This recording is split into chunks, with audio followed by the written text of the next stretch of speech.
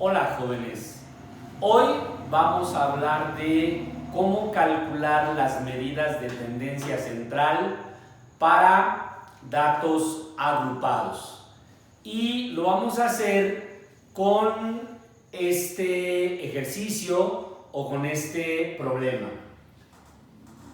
Los siguientes datos resumidos en una distribución de frecuencias representan el tiempo en horas de estudios semanales de alumnos universitarios. Aquí tenemos una tabla que originalmente solo tenía los datos de la segunda y de la tercera columna. La segunda columna muestra los intervalos y la tercera columna muestra lo que se conoce como la frecuencia absoluta y que se representa con esta letra del alfabeto griego.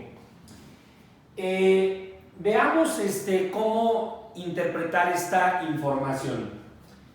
La frecuencia absoluta nos indica la cantidad de estudiantes que estudian, valga la redundancia, determinado tiempo en horas. De 0 a 1.4 horas hay 5 estudiantes. De 1.4 a 2.8 horas estudian 7 alumnos universitarios. De 2.8 a 4.2 estudian 8 alumnos y así sucesivamente hasta llegar al último intervalo. De 7 a 8.4 horas a la semana hay un solo estudiante. Ahora, yo acostumbro a agregar esta columna en donde numero cada uno de los intervalos. Si ustedes observan, tenemos 6 intervalos. Este es el intervalo 1, este es el intervalo 2, este es el intervalo 3 y así sucesivamente hasta llegar al último intervalo, que es el intervalo número 6. Ahora bien, para poder calcular las medidas de tendencia central requerimos cierta información. Esa información la podemos ordenar en nuestra tabla de distribución de frecuencias. El primer dato que requerimos es lo que se conoce como la marca de clase. MC quiere decir marca de clase. Tenemos las primeras letras de ambos términos, marca de clase. Ahora, la marca de clase, recuerden que es el punto medio de cada intervalo. En otras palabras, la marca de clase es el valor que se encuentra al centro en cada intervalo. Para poder calcular la marca de clase tenemos esta fórmula que dice que la marca de clase, que ya comentamos que se representa como MC, es igual a L sub I más L sub S, todo esto dividido entre 2. L sub I representa el límite inferior de cada intervalo. El límite inferior de cada intervalo es el número que se encuentra en el extremo izquierdo de cada intervalo. L sub S representa el límite superior de cada intervalo. Y el límite superior de cada intervalo es el número que se encuentra en el extremo derecho de cada intervalo. Aprovecho para comentar lo siguiente. Si ustedes observan, en el extremo izquierdo de cada intervalo tenemos corchetes. Recuerden que en el contexto de intervalos, un corchete representa a un intervalo cerrado. Eso quiere decir que los números que están en el extremo izquierdo forman parte de ese intervalo. 0 forma parte del primer intervalo. 1.4 forma parte del segundo intervalo. 2.8 forma parte del tercer intervalo. 7 forma parte del último intervalo. Ahora, en el extremo izquierdo tenemos paréntesis. Recuerden que los paréntesis representan a un intervalo abierto. ¿Qué quiere decir eso? Que los números que están en el extremo derecho no representan o no forman parte de ese intervalo. 1.4 no forma parte del intervalo 1. En el intervalo 1 podemos tomar valores muy cercanos, muy próximos a 1.4, pero no 1.4. Un ejemplo puede ser 1.3. 1.3 forma parte del primer intervalo. Un valor todavía más cercano a 1.4 sería 1.35, que también forma parte del primer intervalo. Un valor todavía más cercano a 1.4 sería 1.39, que también formaría parte del primer intervalo. Sin embargo, 1.4 no forma parte del primer intervalo porque está indicado como intervalo abierto. 1.4, ya habíamos mencionado anteriormente, forma parte del segundo intervalo. Y así va a suceder con los demás intervalos. 2.8 no forma parte del segundo intervalo. Los valores cercanos a 2.8 van a formar parte del segundo intervalo, pero no 2.8. 2.8 forma parte del tercer intervalo. Bien, regresemos a la marca de clase. Decíamos que para calcular la marca de clase, al límite inferior de cada intervalo le debemos sumar el límite superior de ese intervalo y a lo que resulte lo debemos de dividir entre 2. Lo voy a mostrar para el primer intervalo. Entonces, marca de clase del intervalo 1. Este número pequeño que se encuentra como subíndice representa el número del intervalo. Entonces, marca de clase del intervalo 1 va a ser igual al límite inferior. El límite inferior es 0 más el límite superior. El límite superior es 1.4. O mejor dicho, valores cercanos a 1.4. Pero para efectos de cálculo vamos a tomar 1.4. Ahora, esto lo tenemos que dividir entre 2. Bueno, resolvemos. La marca de clase del primer intervalo es igual 0 más 1.4 nos da 1.4. Ahora eso lo tenemos que dividir entre 2.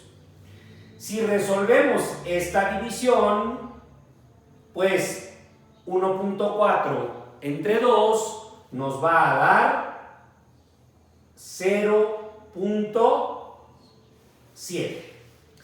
Entonces, la marca de clase del intervalo 1 va a ser 0.7 y lo colocamos en esta columna, en la columna de marca de clase.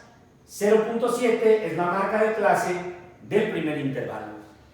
De esa manera tendríamos que calcular la marca de clase de los 5 intervalos restantes. Si sumamos 1.4 más 2.8 y a lo que resulte lo dividimos entre 2, nos va a dar 2.1. Si sumamos 2.8 más 4.2 y el resultado lo dividimos entre 2, nos va a dar 3.5.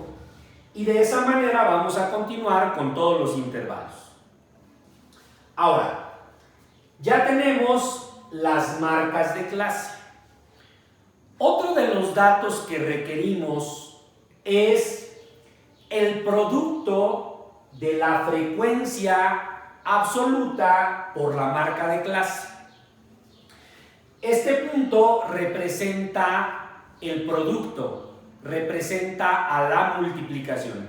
Entonces debemos de multiplicar la frecuencia de cada intervalo por su respectiva marca de clase. Lo voy a mostrar una vez más para el primer intervalo.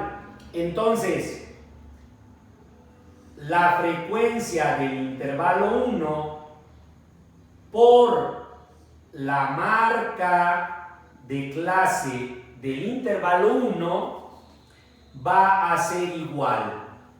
Bueno, la frecuencia del intervalo 1 es 5. Lo colocamos en el paréntesis que indica multiplicación por la marca de clase del intervalo 1. La marca de clase del intervalo 1 es 0.7. Entonces, por 0.7. Bueno, si resolvemos esta multiplicación, 5 por 0.7, vamos a obtener 3.5. Entonces, lo que resulta de multiplicar la frecuencia por la marca de clase del intervalo 1 es 3.5. Y este resultado lo colocamos en la columna correspondiente. 3.5 fue lo que resultó de multiplicar la frecuencia, que valía 5, por la marca de clase, que valía 0.7. Y de esa manera tenemos que hacerlo con los demás intervalos. Si multiplicamos 7 por 2.1, obtenemos 14.7. Si multiplicamos 8 por 3.5, obtenemos 2.8. Finalmente, si multiplico 1 por 7.7, obtenemos 7.7. Ahora, otro de los datos que requerimos para calcular las medidas de tendencia central es lo que se conoce como la frecuencia acumulada. La frecuencia acumulada, como su nombre lo dice, representa la cantidad de datos que se acumularon o que se juntaron hasta cierto intervalo. Veamos. Hasta el intervalo 1 solo se han acumulado 5 datos. Por lo tanto, la frecuencia acumulada del intervalo 1 es 5. Ahora, hasta el intervalo 2, la cantidad de datos que se acumularon son la frecuencia absoluta del intervalo 1 más la frecuencia absoluta del intervalo 2. Si sumamos estas dos frecuencias, el resultado es 12. Por lo tanto, la frecuencia acumulada hasta el intervalo 2 es 12. La frecuencia acumulada hasta el intervalo 3 es la cantidad de datos que se acumularon hasta ese intervalo, que es la suma de las frecuencias absolutas del intervalo 1, 2 y 3. Ya sabíamos que esta suma nos daba 12. Si a eso le sumo la frecuencia del tercer intervalo, ahora obtenemos 20. Si a 20 le sumo la frecuencia del cuarto intervalo, obtenemos 24. Si a 24 le sumo la frecuencia del quinto intervalo, obtenemos 26. Y por último, si a 26 le sumo la frecuencia del último intervalo, obtenemos 27. 27 va a representar el total de datos. Ahora, una vez que tenemos nuestra tabla completa, vamos a calcular las medidas de tendencia central. Comencemos calculando lo que se conoce como la media, también llamada media aritmética. Para calcularla se utiliza esta fórmula: X barra igual a la suma desde I igual a 1 hasta K de F sub I por MC sub I, todo esto dividido entre N. Cada uno de los elementos de esta fórmula tiene un significado. X barra representa el valor de la media aritmética. Esta letra es la letra sigma del alfabeto griego, que en ciencias o en matemáticas representa una suma. Nos dice que debemos sumar desde el primer dato hasta el último dato. K representa el número del último dato. Dado que tenemos 6 intervalos, K toma valor de 6, el número del último intervalo. Ahora, ¿qué es lo que voy a sumar? Voy a sumar lo que resultó de multiplicar la frecuencia absoluta de cada intervalo por su marca de clase. Y eso lo voy a dividir entre N. N representa el total de datos. Estos datos pueden ser datos muestrales o datos poblacionales, dependiendo el estudio estadístico del que se trate. Ahora bien, vamos a comenzar por calcular esta suma. Una manera de hacerlo es así: la suma desde I igual a 1 hasta 6, ya mencionamos que K representa el número del último dato, de FI por MC sub I. Decíamos que FI es la frecuencia absoluta, MC sub I la marca de clase. Y entonces lo que tenemos aquí es el producto. Y recuerden que ese producto ya lo habíamos calculado en esta columna. En esta columna tenemos lo que resultó de multiplicar 5 por 0.7, que nos dio 3.5, y así sucesivamente. Entonces vamos a sumar estos datos. El primer dato es 3.5 más el siguiente dato es 14.7 más el siguiente dato es 28 más 19.6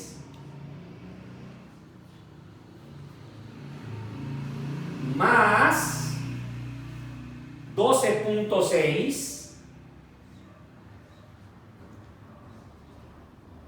más el último dato es 7.7. Si con ayuda de la calculadora resolvemos esta suma, esto nos va a dar como resultado 86.1. 86.1. Entonces, 86.1 fue lo que resultó de esta suma. Inclusive lo podemos colocar en la parte de abajo. 86.1. Ahora, el otro dato que necesitamos es el valor de n.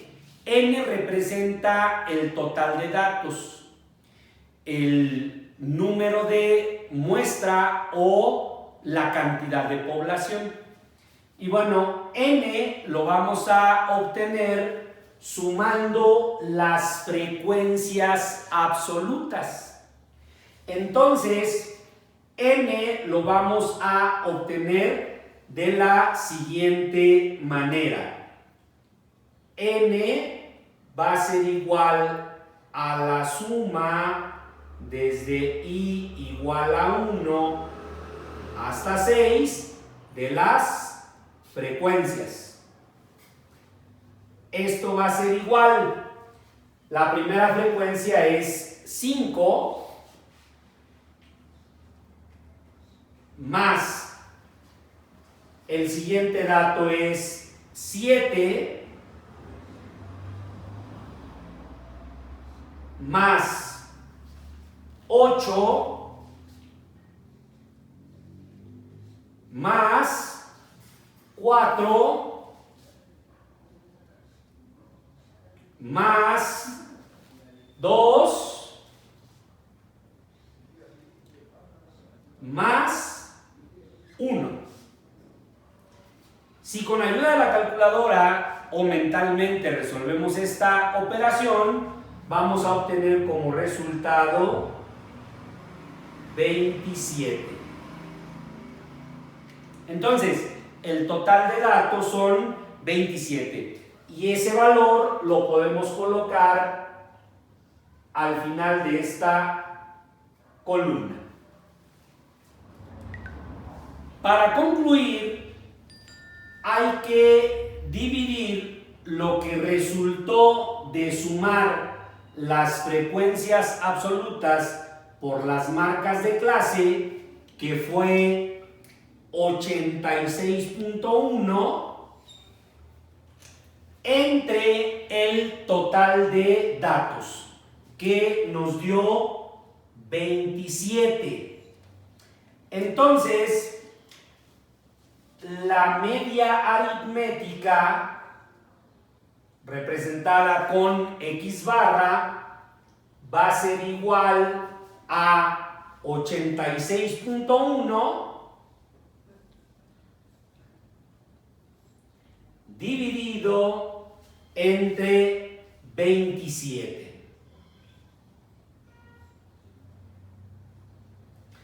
Si resolvemos esta operación con ayuda de la calculadora, vamos a obtener como resultado 3.18.